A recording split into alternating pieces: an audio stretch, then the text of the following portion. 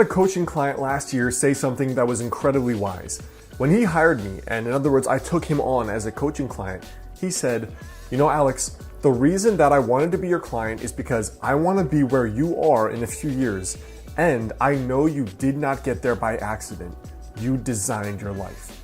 And I thought that was extremely wise and spot on, because the thing is, so many of us wake up when we're 20 or 30 or 40 or 50 and realize we don't even know why we got here or how we're here. And we know for sure that this is not where I wanted to be, where we wanted to be years and years ago. Now in this video, I want to share my personal process I use for not only scripting the direction of your life, but how I reinvented my own life and consciously created it from 26 until 30.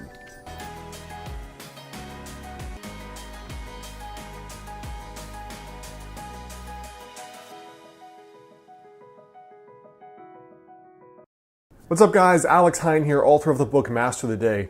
Now in my own life here, really I think that designing your life and making it go forward in the direction you want it to go forward has three parts.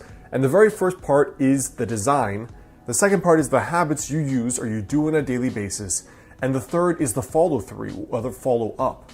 In other words, how do you actually stay on track when you get off track? Because half of the game of goal achievement is purely when you get punched in the face, what are you going to do differently to get back up and get back in the fight? Now for me, the first thing is vision. It's basically the design.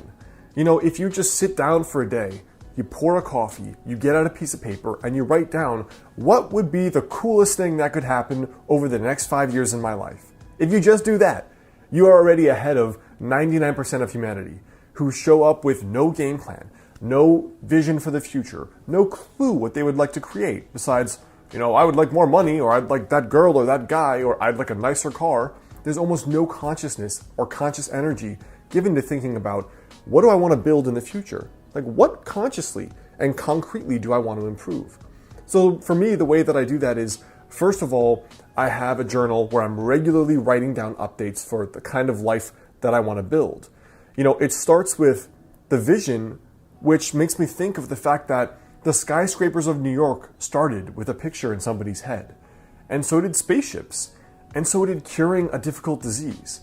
And so when I think of it like that, I always make sure I'm consciously creating, even if it is just in my thoughts, even if it's just up there, both in print journals and in a document that I call 5 years from today. So the three things that I use for my yearly envisioning are, one, the yearly envisioning process I've talked about here, which is basically at the start of each year, I write down what is the coolest thing that could happen this year. Like perfect year, no limitations, no just be realistic, but like what would be the coolest thing that could happen? I put it on one piece of paper that's always on my desk every single day, and I review it twice per day. Now from there, that yearly document also has my daily habits, the unique projects I'm working on in each quarter of the year, as well as the things I know that I need to work on to get better, basically, to improve myself. The second thing is the pocket journal I carry around. This for me is always to record things that may change about my thinking, ideas I get when I read or listen to podcasts, as well as little intuitive hunches that come up. So if I'm talking to a friend or I'm reading a book and I'm like, wow, that would be an awesome idea. For example, that's where all my books came from. Wouldn't it be cool too? ... I put it down in this little book. It's just a little 3x5 moleskin that I always carry around with me. And then day by day, I can flip through that and be like, you know what? These were those cool things I wanted to basically manifest and create in my own life. Let me just keep a note of them. The second way I do that is by doing a weekly journal page. Now the weekly journal page is just a strategy page, which I talked about in my recent video on journaling for success. And in that strategy page, it's basically, where are you, Alex? Where do you want to be? And are those habits you're doing every day sufficient enough to actually get you there? So the whole point of this journal page is reflection. You're doing this, are you still on track? If not, what has to change? And then finally, I have this little journal notebook, a digital notebook in Evernote, and it just says 5 years from today. Now, I don't really stick with that idea of 5 years from today, but the point for me is, where do I want to go? In what direction? It could be as simple as moving. Like I know I'm moving to California after I'm done with my doctorate in Portland. It could be as simple as the relationship you want to be in. For example, I'm 30. I know that I want to be married by 35, so I can have that there. I know that I want to have a private practice and a traditionally published book and 3-4 vacations per year. I put all of that down where I don't know how I'm going to make it happen yet, but it will happen for sure. I haven't quite fleshed out the process. The point is that you're putting trajectories in your brain and in your subconscious. And when you check that every once in a while, you're kind of like, oh yeah, I knew I wanted to do that, but all right, let's start thinking about how I can actually do it. And almost all of those things come true for me, especially if you regularly review that.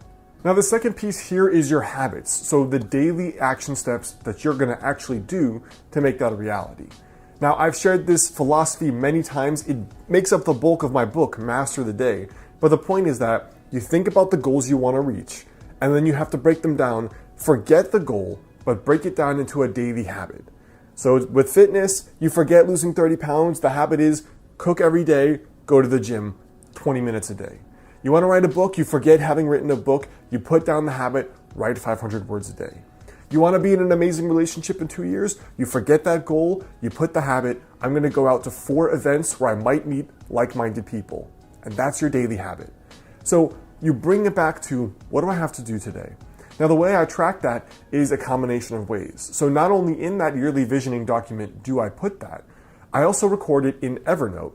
And the reason I do that is because every Thursday, I have a 30 to 45 minute mastermind call. Now, I've had a personal mastermind for over 4 years now, every single week. And it's basically started when I started my business because that was so difficult for me. But it progressed to, like, are you happy? Are you building the life you want? Is your ladder up against the right wall, as the saying goes? Because you might climb the ladder of success and realize you climbed the wrong ladder and you're not where you want to be. So it's also about conscious goal setting and being crystal clear on the path forward, making sure you're going down the right path you want to be down. So I actually have a maximum of 3 goals per year and then 3 habits per goal.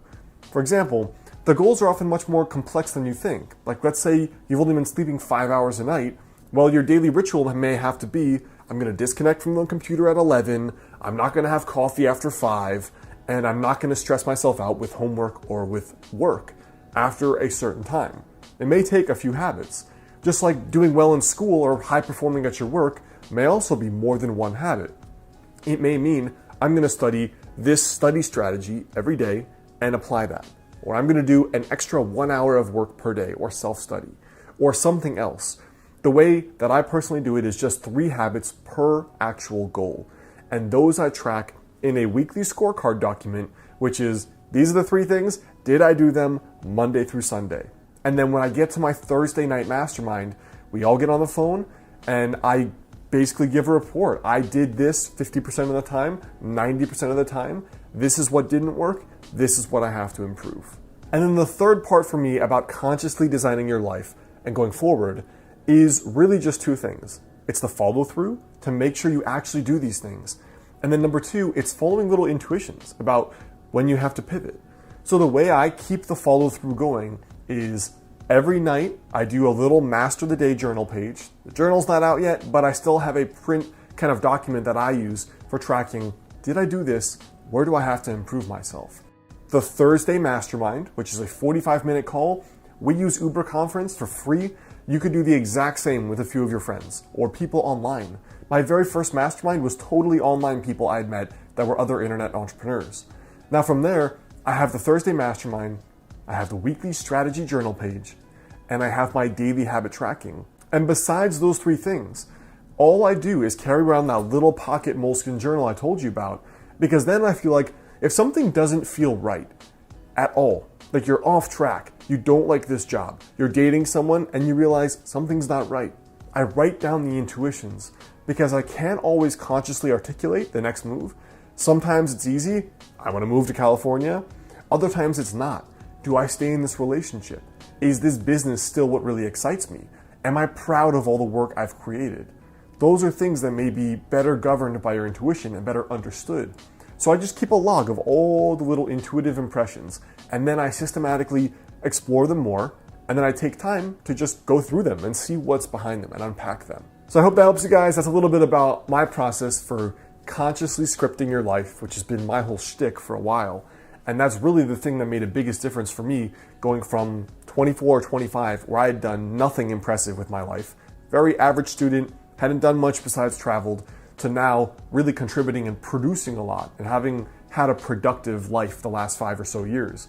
Now, before you go, I want you to leave a comment there below. Let me know for you, if you could consciously script your life, what would be the first thing you think is important? Hey guys, well, one of the things that goes along with being in sage mode, like I talk about here, is being calm and being sage. Now, the biomat is a pad you can put on your bed or on the floor, which uses technology that was actually discovered by NASA to help you reduce stress and fatigue. Now, it produces negative ions, which are considered nature's energizer. And these negative ions you can find in abundance in places like forests and mountains, waterfalls, and oceans. Now, the biomat in particular is comprised of 3 parts that helps you have that stress relief and that fatigue relief. Now, the biomat can also help with pain relief and circulation. It is FDA cleared, and one of the cool things is that it profoundly affects both the nervous system while also promoting deep relaxation. So it kind of has this dual energizing and relaxing effect. Also, the people at the biomat store recommend and encourage you to call for personalized customer service and advice.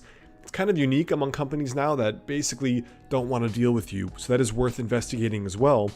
And like some customers have said, it's really restorative. So a direct quote from one person was that it's the world's greatest power nap.